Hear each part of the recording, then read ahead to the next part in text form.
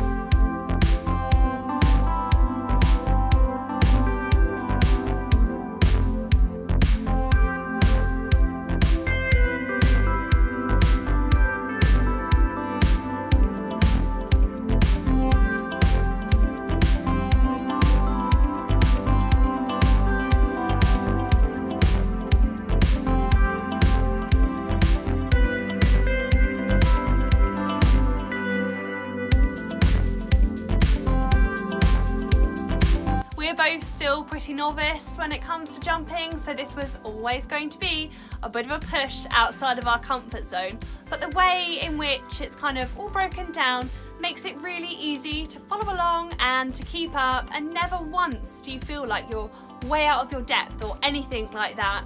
The biggest point I noticed from the article was how training over skinny fences is something that's often overlooked, and how the first time a horse might see a skinny fence for a long time is actually our competition.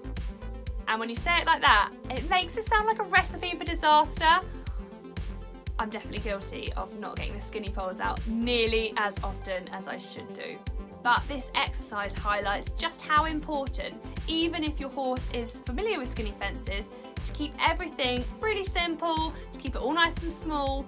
That way it makes it so easy for them to understand what you're asking them to do, and then as the exercise progresses and gets a bit trickier, their confidence just grows and grows. The biggest thing I take away from this is the importance of straightness. It was brilliant to do it between the two jump wings, just in walk, just in trot, with no pole on the ground or anything like that. I thought that would be a breeze, but we were so much wobblier than I ever anticipated. So that really kind of made me hone in on keeping him, straight and through and going on a nice straight line and things like that. So then we could apply that when we went over the fence. It was a fantastic exercise, and by the end of it he was absolutely flying and he was loving it, and it's definitely one I'll be busting out again, and I definitely think you will need to give it a try too. It was brilliant.